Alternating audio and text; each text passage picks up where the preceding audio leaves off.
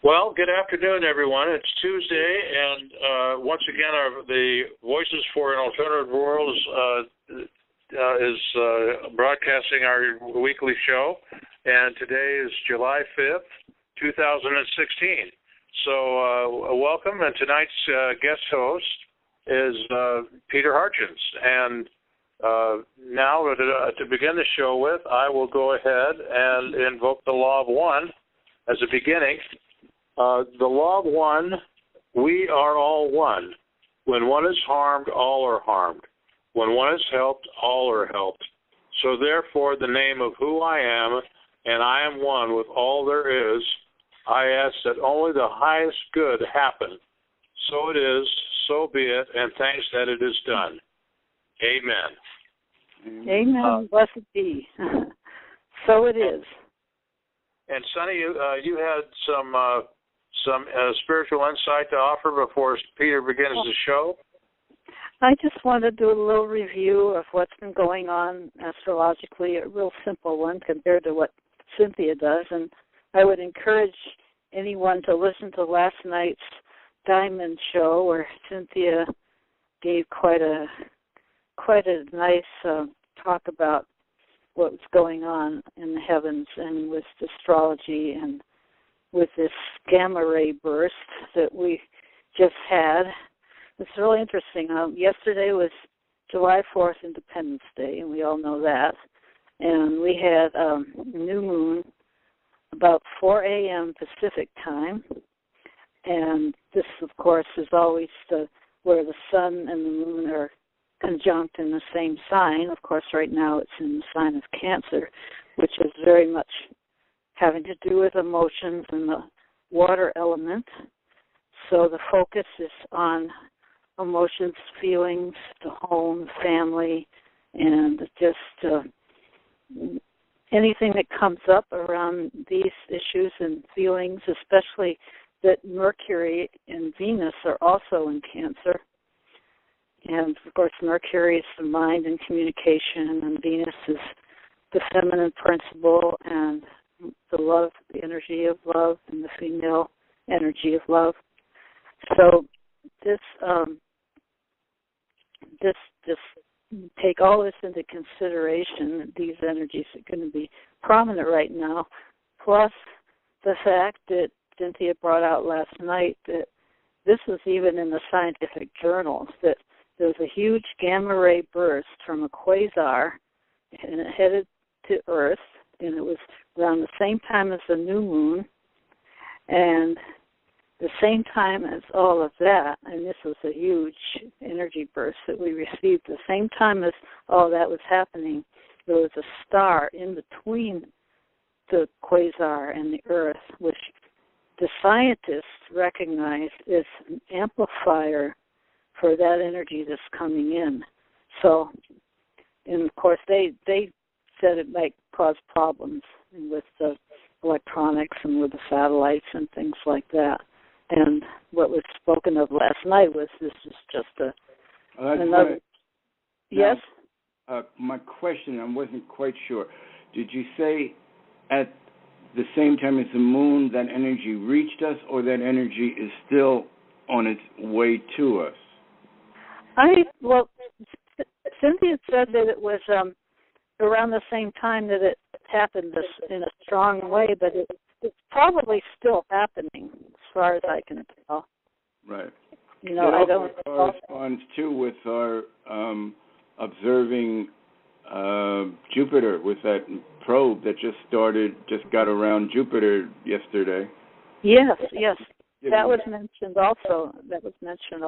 So, yeah, a lot of these things are coinciding at the same time. So, yeah, so it's a powerful time that we've we are in, of course. This seems to be much is powerful times that we're in these days. So, yeah. So, just keeping all of that in our minds and our hearts and regarding what we're experiencing these days and on all different levels. So go ahead, Peter, and you want to Well, I think I kind of piggyback on that. It's not exactly the topic, but all these things actually fit in. This makes me wonder, with this explosion of energy and energy coming just like a high Dan or a Dan, what effect that it may be opening for what's coming with the Dan of 2048-50. So, well, yeah, we're really focused on what's happening right now, but then again, everything is paving the way for what happens next. So, could you guys hold on for a minute? Joan's beeping me, so maybe she got something wrong with the number. So just carry on, and I'll be back. Okay? Joan, if you just put *6. You know, she's not even on yet. I got to talk to her. Okay, all righty. Okay. To carry on with Peter's conversation. No, I'm back on. She must have left a message. Listen, I will call back in a minute, and I'm going to call her. Oh. Okay, Sonny, keep the seat warm for me. We sure will. All right, I'll be right back. The line's heated up here. Yeah, well, we're expecting another one of our very special people here pretty soon. Someone I've been... Yeah, Joan is an ordained minister with the United Faith Cosmic Church, and as for those of you who are listening, and Peter is the pastoral duties of the church with Joan, and he's the chief minister. So we've got really the representatives of an organized, recognized religion on the program tonight, whose focus is spirituality. So that might be some help to give you some context. Mm-hmm. No, absolutely. It's good to have the priest and the priestess here at the same time. Ministeress, you might say. Yeah, Joan is pretty active in this organization. She just got back from this gathering in Molina, Colorado, not too long ago, which is about some form of project on the land there as it's evolving.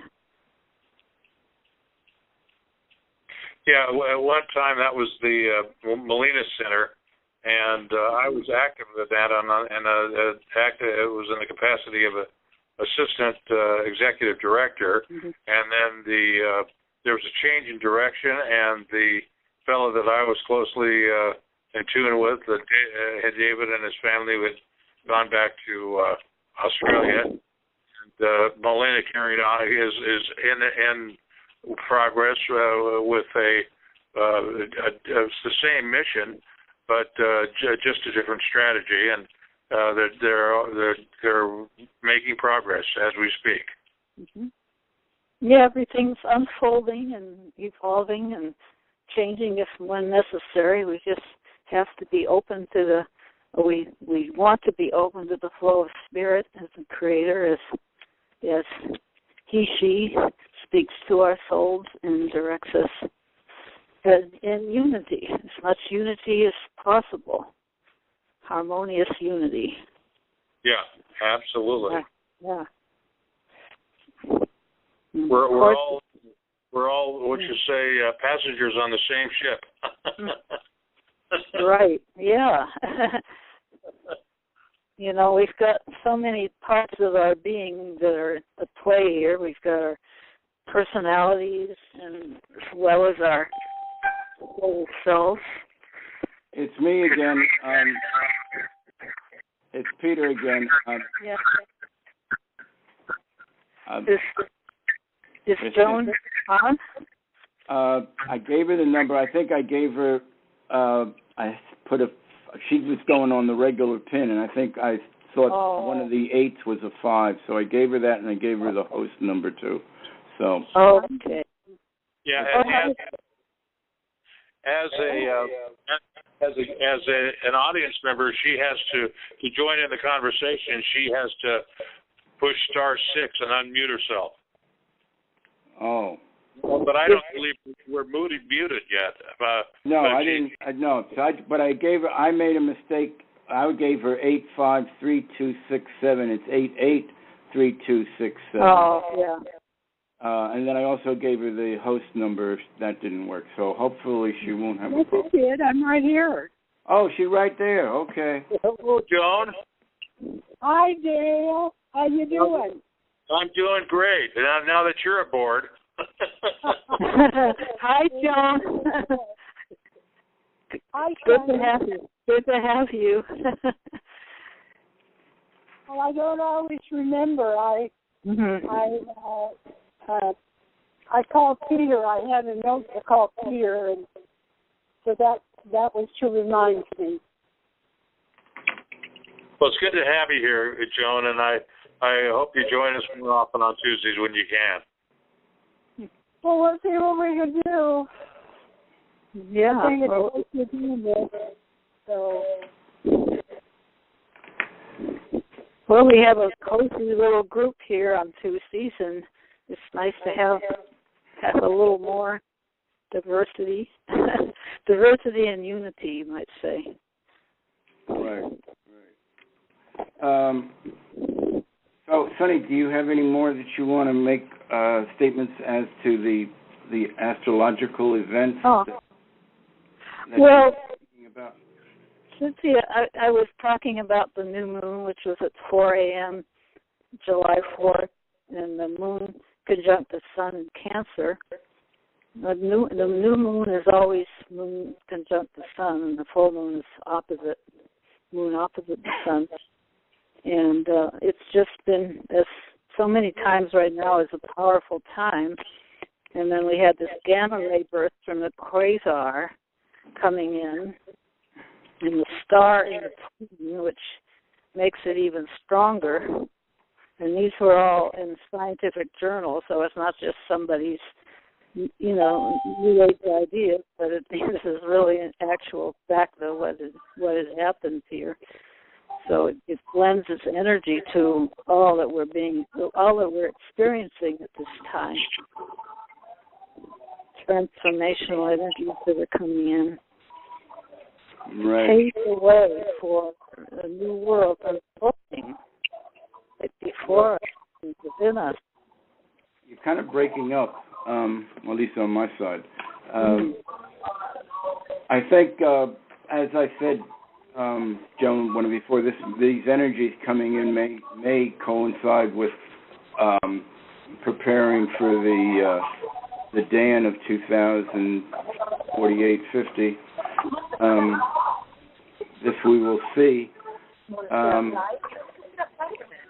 And what I wanted to talk about tonight was on the more practical sides of spirituality as to communes and intentional so-called communes or intentional communities, or what Owaspy refers to as colonies.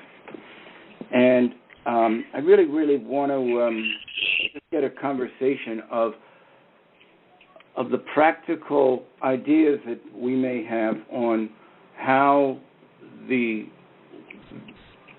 means of having the best harmony caused by what kind of, I don't want to say ruling, but what kind of living agreements into governing oneself in a group, or the group itself. What kind of leadership or lack of leadership as to consensus, as to top-down, as to a molding of both schools. So what I wanted to do is, because one of the challenges with any group is when conflicts come up, when situations come up, having really healthy procedures that can address these conflicts. So I'm opening that with anyone who wants to get in a discussion of that, of feeling that, not just expecting spirit to somehow magically make us all harmonious. So anybody have some thoughts on that? Pete, I'd like to jump in here because governance has been my primary focus, more so than the physical plant, because without that coherence, that spiritual coherence at its foundation, the community is inevitably going to fall apart. It doesn't matter what kind of community you're making. And the preeminent position that I have is what are the conditions that are going to allow the Creator's voice to be heard? And then you layer over that the policies and procedures that need to be in place so that you can function in the world as a community, and also the policies and procedures that need to be in place that are beneficial to us, that we can individually apply or engage selectively for the benefit of the community, and so it's partially keeping it simple, that the gestalt of it is, and I loved the simple ideas, and one of the things that really resonated while I was at Molina was it was legal, that everything that you did was legal, everything that you did was safe, and when I say safe, that's all inclusively safe from every standpoint, physically, spiritually, mentally, in every way, safe, and then the third component, because we're living in this world where money is part of the matrix, that it generate revenue. Now, there was a host of policies and procedures that have to be in place in order for a community or a particular organization to get necessary licenses and fire permits and so on and so forth, that there's no getting around, that have to be there. So in answer to your question, I say keep it simple so that the Creator's voice can be always, we're always searching for that thing that is governing us, that we have to pay attention to over and above everything else. That is my question. What are the ideas here of having a structure in place for that? How do we each see that structure? And how do we deal with conflict resolution, and how would we really dealing with the concept of overcoming self and the tetracts? So these are real situations and learning techniques of conflict resolution and of being able to overcome people's own emotional reactions to words, situations. So I'm getting down to, as a group, coming up with the psychosocial realities of being able to deal with those problems that come up in any any community, whether it's a family or whether it's a intentional community that can best solve these problems, not just by wishful thinking, not just by meditation, but where do we see the different techniques that have been given to us from spirit, through psychology, and every other kind of way that we can employ, that we can make these things work. So part of this question is for those who have read more about these different communes, what do you see? What have you seen in the setup of the communes that you guys have had knowledge of that seems to indicate dealing with everyday situations and problems? So I'm kind of interested with the different ideas initially of what you've come to see in the research. I have something to offer in terms of what came to my mind was there is something called nonviolent communication. It's something that there's certain principles of communicating with other people in a manner that's not overly confronting or ego-centered or putting the blame out on the other person and that kind of thing, but just just saying that, kind of saying like, I hear what you're saying, and kind of repeating it back and more or less addressing how you feel about that. And then, I can't give all the ways and means of it, but it is a teaching that's out there, nonviolent communication. And also, of course, my experience with the One World Family Commune. I mean, there were people that came and went, and we didn't really have a lot of structure around that kind of group communication, but we did have quite a few meetings, and the people that held in are the people that were strongest with the vision of what the commune was all about. Right. And so many of them are still involved in one way or another. So, I mean, I wasn't totally with everything that Mel and Michael spoke of, but I found that, the basic teachings about communal living and sharing, I felt very in accord with. So anyway, so there was conflicts, there was arguments and stuff, but somehow the main group of people hung in, because of the strength of their adherence. So, yeah. But then again, hey, Sonny, can I jump in? Oh, certainly. Hi, Candy. Hi, Peter. How are you? Hi, yeah, great to have you. I mean, we've got a nice little group here tonight. Joan is here. Great. Oh, yeah. Good. Well, hi, Joan. Hi, Candy. Hi, Candy. We're all the WASPy people from a background. Yeah. Hello, Candy. Welcome. Hi, Peter. So I've had 6 adults for 8 weeks or more, and it's just going very well on my little farm, and better than anything else, and I mean, we have vegetarian potlucks all together twice a month, and we plan group projects. And at the first intentional community meeting, all the young people, they surprised me. They said, "We want a swimming pool."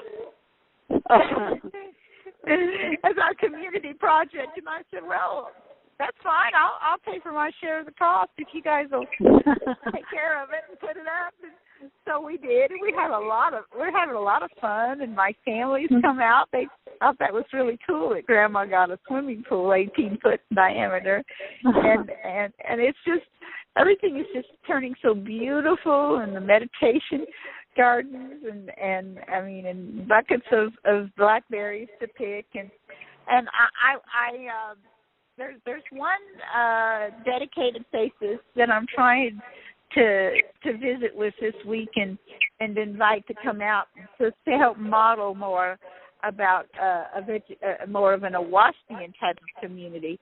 But to me, the first step was just having a community and sharing and cooperating, and I pray to Jehovah every morning to have things go smoothly, and I wanted to say hello to Peter, and maybe Peter will come visit me pretty soon. One of these days, Candy. One of these days. What we're talking about tonight, and they kind of really fit into this, is the question of dealing with conflicts and having those techniques available to deal with conflicts in the highest, best manner. And so we've been talking about that, so you seem to be having a lot of people there now and really setting up something. Well, and of course, honestly, there is some conflicts, and I thought people understood something in this day and age about, communication techniques like they teach in the colleges, but none of these people have ever been to college, and and finally, I insisted that we watch the Commune movie, the comedy Wanderlust with Alan Alda, and so it helped them to get a little bit of an idea, despite the comedy about, and I said we need to have project meetings once a week, and we need to have the relationship, emotional issues once a week, and they just were really resistant. And so what I have done is I have just they were too embarrassed to have conflicts where they had made mistakes brought up in a group. And so I have instituted, I remembered that my children had told me that at factories in Joplin, they do demerits and merit systems, like you get demerits if you're late for work or something. So I've instituted that. And so it's very unemotional. I write down what they do that's wrong, and I try to find more things that they've done that's right and give them a merit. But it's on black and white. And so they don't get so, oh, I didn't do that, they started, what are you trying to do? Treat us like you're our mother or something? And I'm saying, no, I just want to get things out.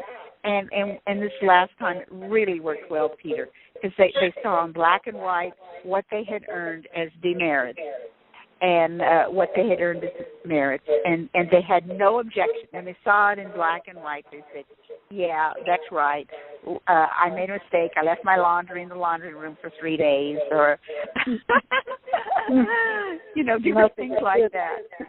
These are the practical things of accountability and maturity, and this is the kind of thing that we will be facing and need to know how to handle. And I've told this to some people, this story of a friend of mine in grad school. She was from Uganda.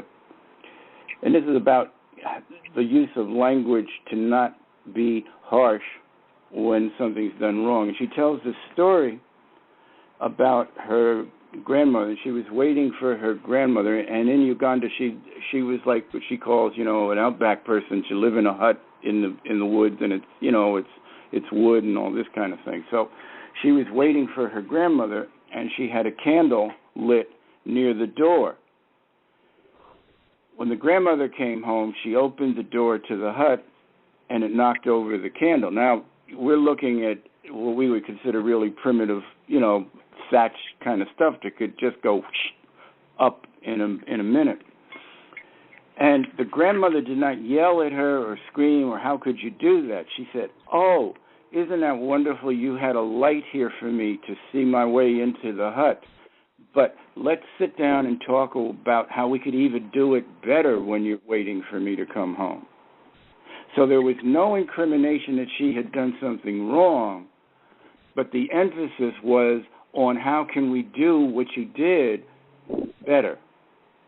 But it was very good that you were making a way from me. And that stuck in my mind and really conforms with Owaspi is saying when you uplift people and tell them good things, even if they're doing it in a way that's good, they'll hear you more and want to work with you. Now, we know on the practical level, a lot of times that's hard, and how do you do it? So part of it is developing the skill beforehand that when these situations come up, that like when firemen and policemen practice for emergencies, that we already have the techniques in place. That, and what I'm thinking, too, is, Owaspi talks about the raising of infants. I mean, we get to that point, this is going to be very challenging because we're also going to have to deal with the trauma that a lot of children have. If we're dealing with infants and young children, let's say from infancy to 5 years old, by 5 years old, these kids will have some trauma from wherever they're coming from. And so all these are the kind of things that weigh on my mind about having the knowledge, not just the spiritual concepts, but the working knowledge how to deal with these situations. And Candy, it sounds like you're doing some good stuff there, and we have to have system in order. How do you have system in order without tyranny? And in a classroom, that's all good, debatable stuff, but actually making it practical is really the challenge. Like even OWASP says, when it's talking about, it says, well, come out of us, but at the same time, it says, study all different people to find out how do we raise the best spiritual and corporeal people, which really entails a collecting knowledge from an anthropo-sociological point of view of what really works.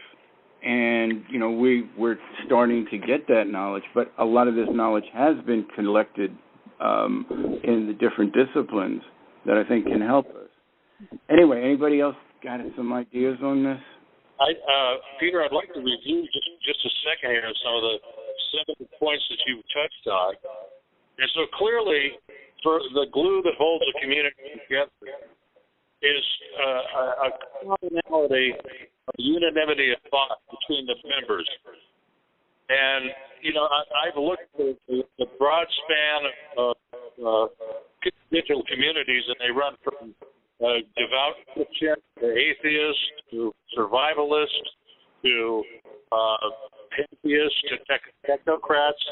And the one thing that holds the community together is a common purpose and a common goal,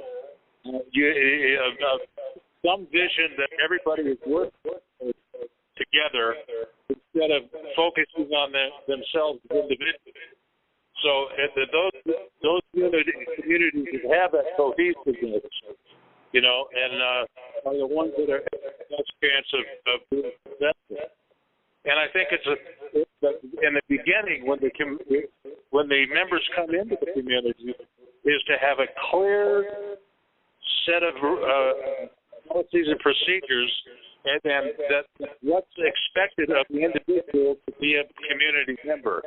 Because those things that are vague and ambiguous and open to interpretation are going to cause, it's when you get vague and ambiguous that causes the conflicts,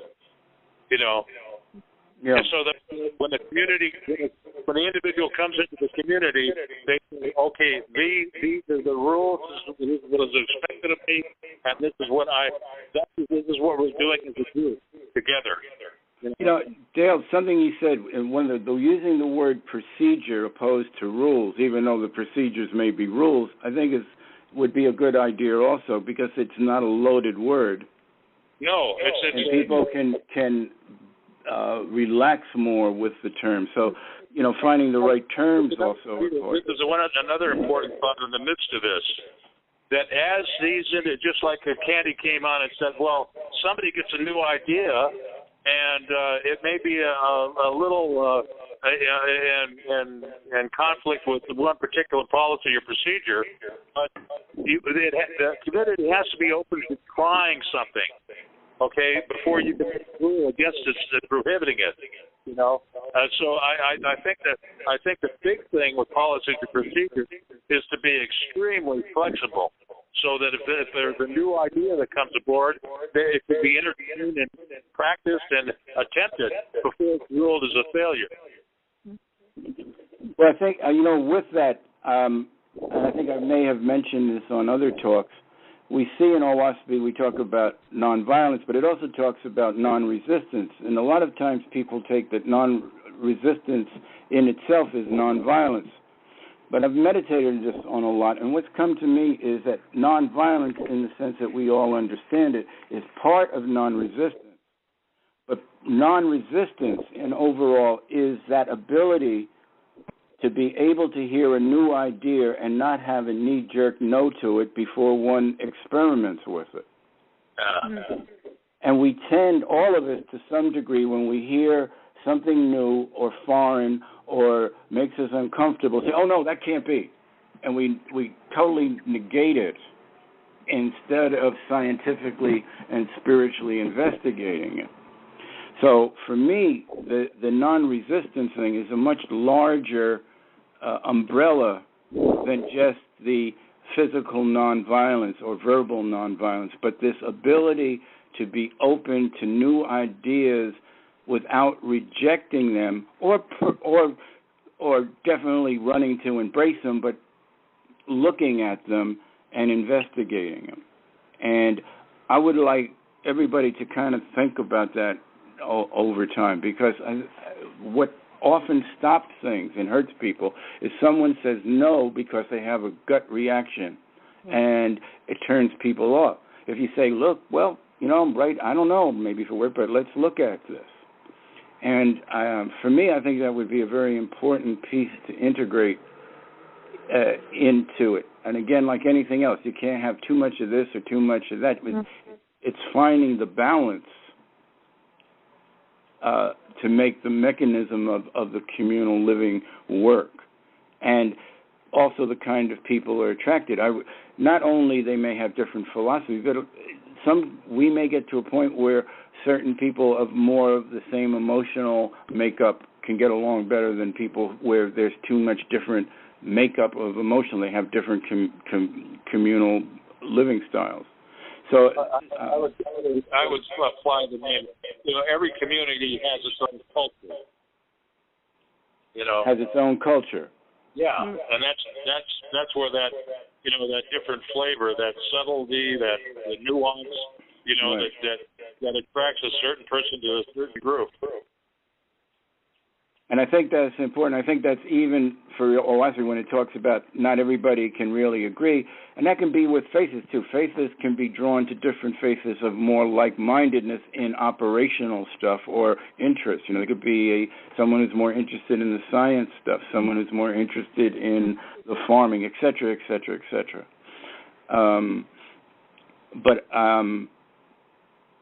I think it's to collect this information so we can have a wealth as part of our, and I know this isn't like a straight OASI thing, but I think it's important to have a place where we could have knowledge that's collected about different cultures and different communes, so we can always go to this, like a library of this stuff, and check it out.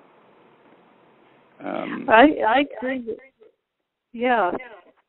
It's so much of us, we have our baggage from the past, you might say. We're hopefully working all with our awareness of who we are and where we're coming from and what triggers us and things like that. So I feel like that's a large part of it, if somebody has a reaction and says, no, I don't want this, I don't like this or something. It's okay to say those things, but then work with it. Or somehow be aware of where this is coming from, and, might be just a reaction, emotional, triggered from something from the person's past, or their ego might be very attached to a certain way of doing things.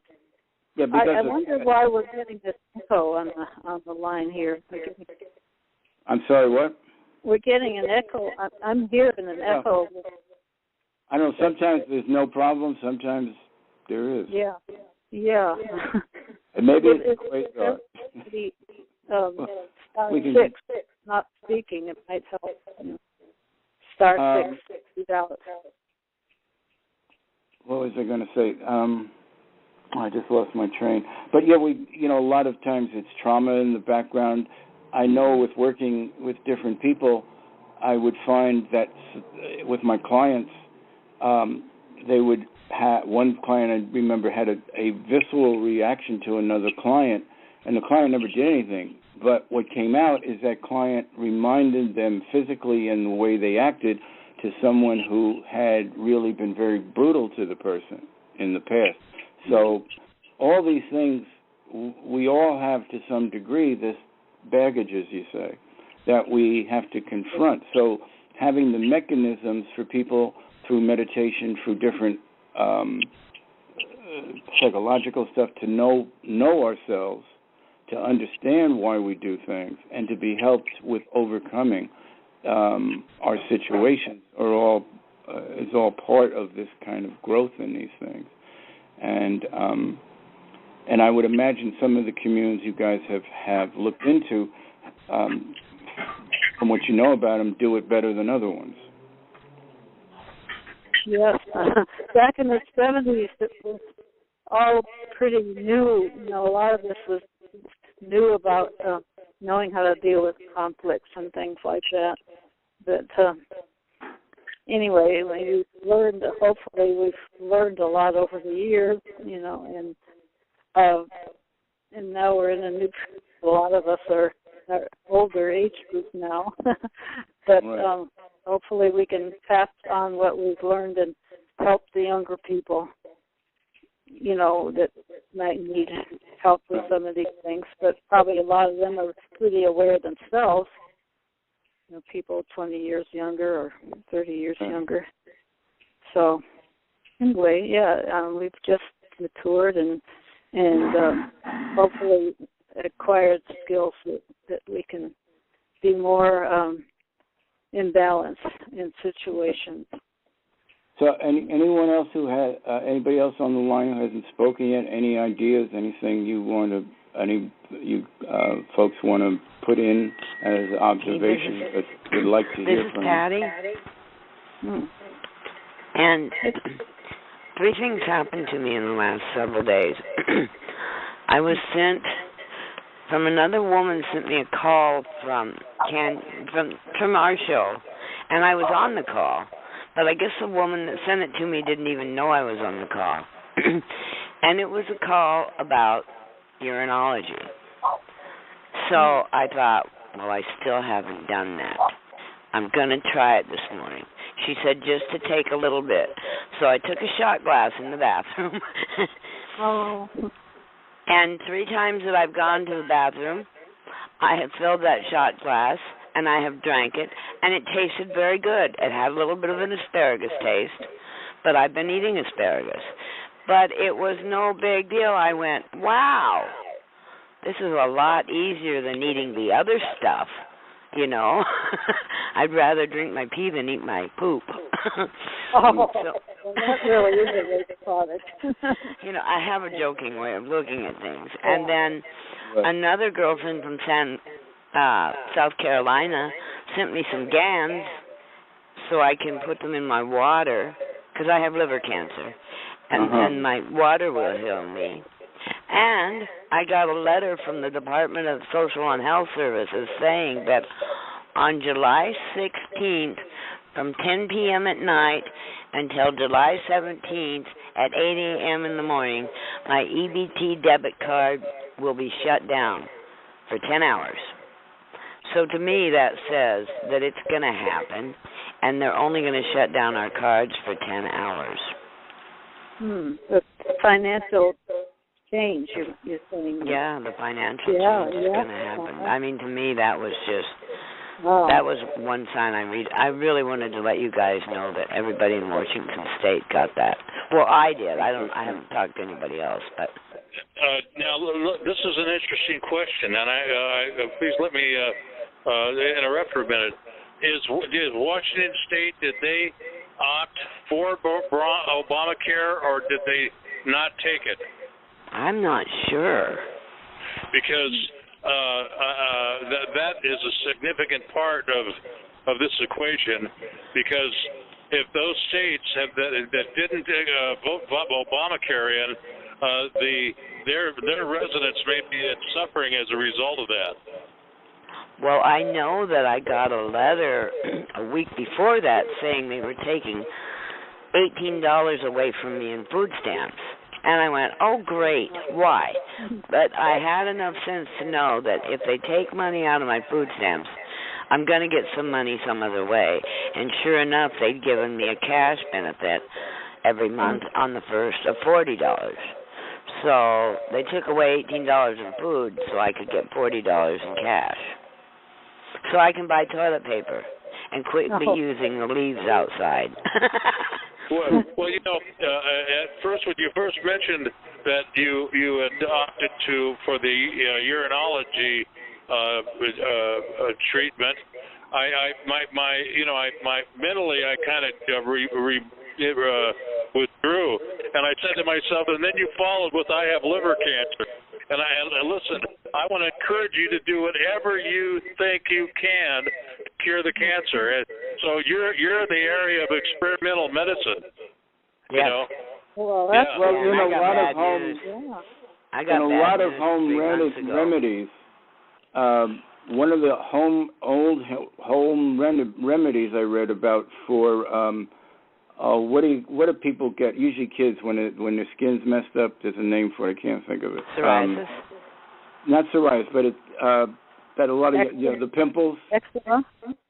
I guess it's part of eczema, but the pimples they have it a special name. But acne. Anyway, acne. That urine was an old cure for getting rid of acne. So it's in a lot of the Wiccan stuff. It's a lot in some of the herbal stuff. Well, and I do it around my garden too, and I suck my seeds before I plant them. So you know. And these things have just come to me. I don't know why I know this stuff. It's just coming to me like crazy now. I program myself to wake up on my birthday, and I turned 65 years old on June 12th. And ever since June 12th, I've been getting all this stuff. So I think it works. Maybe so. Well, happy late birthday. Thank you. I'm 11. 6 and 5 is 11. I'm 11. Well, that's right. A good number. Another question I was going to ask you: have you accessed or resourced the Physicians Committee for Responsible Medicine? Because they have quite a regime for cancer treatment in the form of preventive medicine and plant-based remedies. Oh, yeah, I'm doing all I can. I have 3 marijuana plants growing in my bedroom right now. Mm-hmm. So I am using plant-based medicine. And I eat it. Okay, I like to eat it. You don't get high when you eat it. Yeah, and then another thing is that's really important is the PCRM, the Physicians Committee for Responsible Medicine, is going to give you a diet that's going to make sure you get all your nutrition. You know, that's a critical thing, too, because your immune system has to be built up so it can fight the disease. But there's been cases where, stage 4 cancers of various kinds have been actually put in remission by just adopting, when they were already given a death sentence, by adopting a plant-based diet, but really making sure that you're getting the right micronutrients in your diet actually can make the cancer subside, and in some cases there's not even any more trace of the cancer. Good, because they wanted to do it again. They wanted to radiate it. Only they gave me the DVD on what they wanted to do, but I didn't have a DVD player.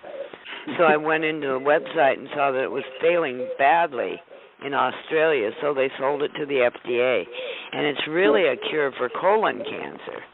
But they were going to fill my liver up with it, and then my dogs wouldn't be able to come near me for 6 days.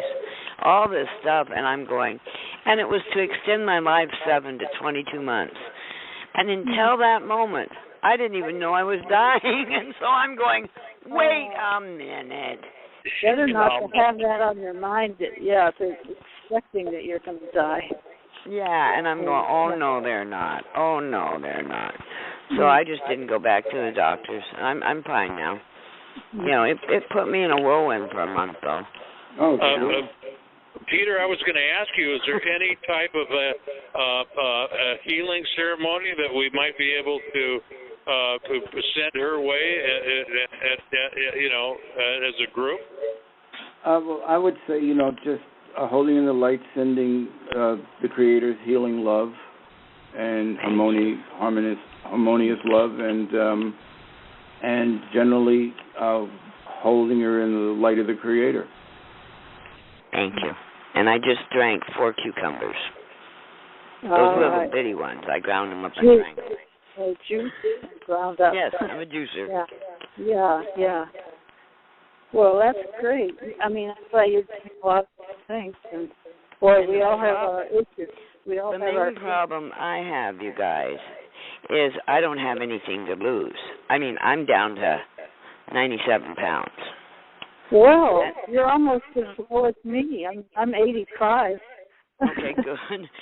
But when I graduated from high school, I only weighed 82. So, you know, so you I think I'm at the right weight. I can fit in the spaceship and get the heck off this planet. Well, maybe we're just lightening up for a reason these days. Yes. All of us being we're transforming. But haven't you noticed that there's either people that are way too little or people that are way too big? There just doesn't seem to be a happy medium right now. But we're getting there. We're getting there, yeah. Well, I've managed to put on a few pounds in the last few months, and that's encouraging. But I still I weigh about 86 now. So, after my colon surgery, so I was way down. Yeah, well, you just keep on trying, hon. Yeah, right. We're getting better. We're just going through our changes here, doing our best to follow our inner guidance as the Creator speaks through our inner, our souls, more or less. And it's really a good thing to be able to be in touch with that essential. I love you all, and you really helped me a lot, so thank you so much. I love you. I'm glad that you are joining us and so many other, on other shows as well. Good to hear from you. Thank you. Yes, definitely. Yes. Anyone else have any comments? Any recommendations? Yeah, I say just keep focused on that subject when you can, Peter, because that's figuring out how these relationships in these communities and which communities are successful and why, and then and gathering that glue that holds the communities together, and in actuality, and when we interact with each other, right. And then this is a two-pronged thing. One within the intentional community movement itself, and also from a cultural anthropological way of studying different cultures in the world, from the industrial and technological countries to the indigenous ways of life, to see what really produces both physically and spiritually balanced people. And the more we can do research on that at least it'll be stuff that we can pass on to those who come after us in a orderly fashion, in a collected fashion. It's a lot of work, for sure, because there are a lot of cultures around that they live very simply, and they're very in touch with nature and with spirit. There's other cultures that are totally out of touch, and I think it's an important thing to do and collect over time, because the more we understand, like the Quakers do a thing, and it started using in prisons. It's AVP. It's about conflict resolution, and I did have some work on it, and I have a small pamphlet on it now, that basically there's games you can play, there's different, a whole bunch of structure you can set up for people, along with just discussion, to attack problems in different ways and make people, or bring people to be working together on a project, learning how to confront each other without being hostile, different tools, techniques. And it's an ongoing process. And as we know, we who study OWASP, overcoming the tetrax, or our 7 vices, if you will, to use a more worldly term, to overcome selfishness, vanity, self-conceit, stubbornness, making fun of worthwhile stuff and so on. And we all have it, and learning how to overcome our own self is probably the biggest challenge and ongoing. But we have to be ready to really look at ourselves in a not a critical, self defacing way, but in a the kind of critical or analytical way to just get understanding, not self-punishment, but say, okay, this is what's going on with me. I need to work on this. I need to work on that. As it says in OWASP, 100 times a day, look at and see if we're living to our highest light. And, of course, all this stuff sounds good, but to do the work, it is work. And the more we can do that, the more we'll be prepared to here and in the spirit world live together in closer quarters. Hey, Peter, this is Candy again. Hello. I'm on a road trip from Joplin to New York City. Oh, okay. Yeah, and do the restoration for faces still meet? Is David Helper still alive in the Bronx? Well, David's still alive. I don't know if we're really meeting that much. We did find a whole group of people in Brooklyn who they were kind of doing Christianity in the OWASP, and they have just dedicated themselves totally to the OWASP. So, wow. That's great. And I have met one of Thurman's students, Tyra Janine in Baltimore, and I'm going to meet with her in a few days when I get there. And she said that Thurman died in April. And so anyway, 10 years ago they met, and she's still a vegetarian and a waspian. So I'm looking forward to meeting this young black woman, and maybe you can call me tomorrow and give me any contact information you have with anybody in the Bronx area, since I'm going to be spending a week there with my nephew who lives there.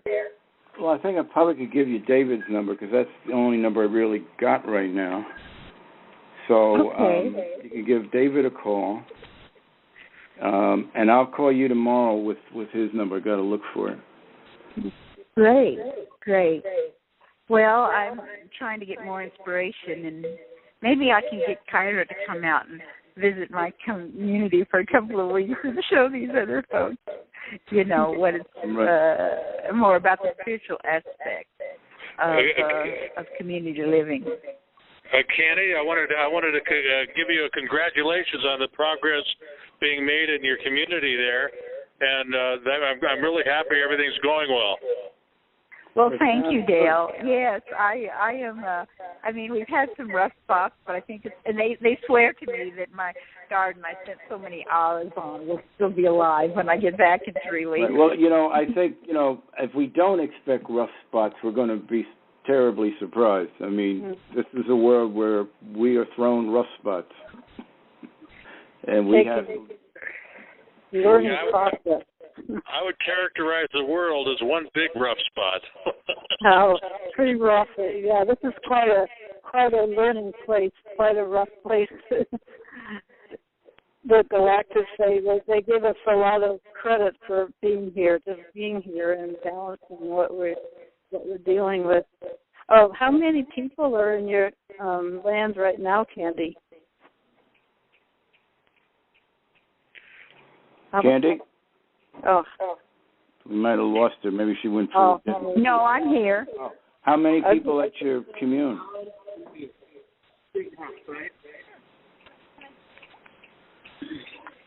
So I'm here. Yeah. How many people do you have there? Well, there's 6 of us adults, and then my 2 grandchildren come often. Oh, cool. Okay. Yes, one thing I wanted to mention, Sonny, do you know what number the show is, so that if you want to listen to it? Yeah. Yes, number 457. That was, I looked up last night's show was 456, if anyone wants to listen to that. And we're 457, and I'll give out the number that you need to call to listen to these shows. 641-715-3813. Would you yes, the same access code. Yes, Peter? Yeah, would you go over that number again? Yes, 641-715-3813. 3813? Right. It's on the Diamonds Forever blog site. Diamonds Forever 31 blogspot.com. What's the pin? Yeah, it's the same. It's 883267. That's the same pin that most people use to get on these shows. 883267 pound. So, okay. Hey, and I'd like to invite everybody, Sonny, to my show tomorrow night. You know, Mark Sorensen from Toronto will be my guest speaker, and he had been getting information from the off-world people for since 2007, and they told him 6 months ago that he was supposed to now start sharing it with the world, and he was a universe creator. Jehovah inspired him that he should share his information through the Candy Shop show, and so this is he's pretty thrilled. This will be his fourth in the series, and so anyway, we start an hour later than this show started. It's the same number. If anybody would like to join in and help this Canadian get some encouragement to share what he's been told. So that's my invitation. He's very interesting. I've heard him each time he's been on before. He's got a lot to share. Yeah. Well, is there anyone that has anything that you would like to? One more question. What was the last two? What are the two numbers for the recording for the shows yesterday and today? Oh, yesterday's 456. 456. That was yesterday. That was the Monday show, and tonight's show. Yeah. 456, right? Tonight's show is 457. 457. Okay, cool. Pound, yes. Each time I speak, I hear an echo, so it's hard. I just wanted to extend an opportunity for anyone who else who has a comment or a question to please come in and join the conversation. So, oh well. I guess everybody is spoken. It's on, and let's Joan. Are you still here? You want to say anything to us? No, I just enjoyed listening. Oh, good. Glad you were here. I'm glad, and it's a pleasure having you here, and hope you join us to come next week and spend the hour with us. We're going to have Delvin Gelf next week. Delvin Gelf talking about Bucky Fuller architecture, Dolphins, and New World vision. Yeah, next week, exactly. Next week is all things architecture. The physical and the spiritual with our guest host, Belden Gelf, and so come and join us and learn about how we design things. And part of the conversation is going to be continued on what goes on internally in the individual and the group to make the community work. Yeah, there's a thread that goes through all of our shows. I mean, it's just an ongoing communication with different emphasis, maybe, but everything it's all connected.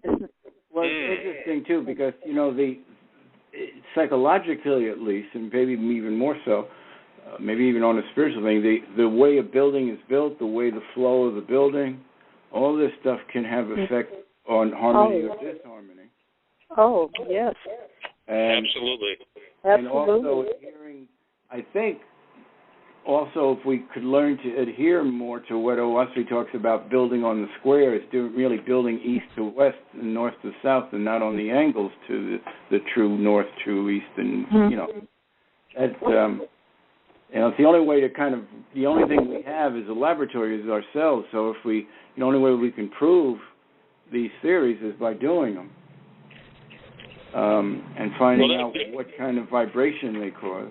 There's an interesting element to design that has to do with the movement of the sun over the earth and positioning the structure correctly from north to south to take advantage of that.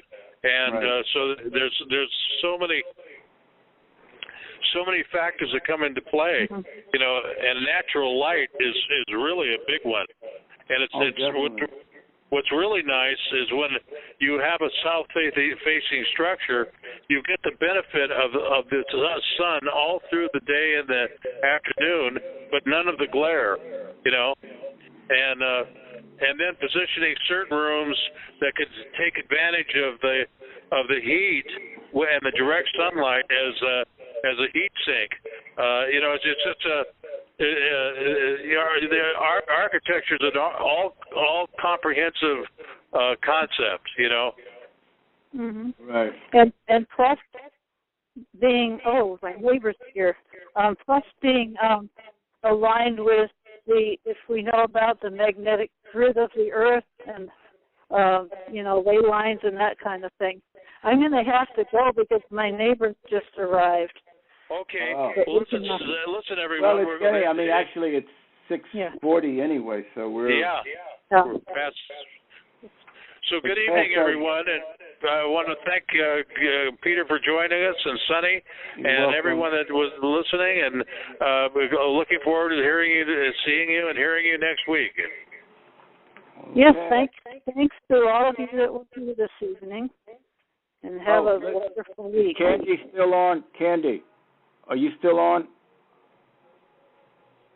I guess not. All right. Maybe not, yeah. Okay, good night, everyone. Okay. Good night. Okay, good night. You going to end the recording, Dale? Yeah. I'm going to end the recording right now. Okay. All right, guys. Thank you, Peter.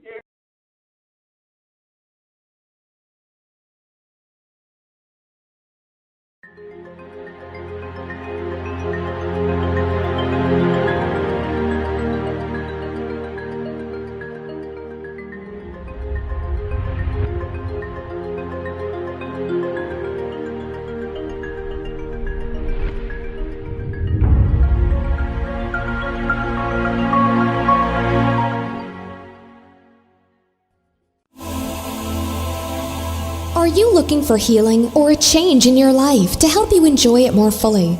You might benefit from a galactic energy reading and clearing from Chris Jacobs.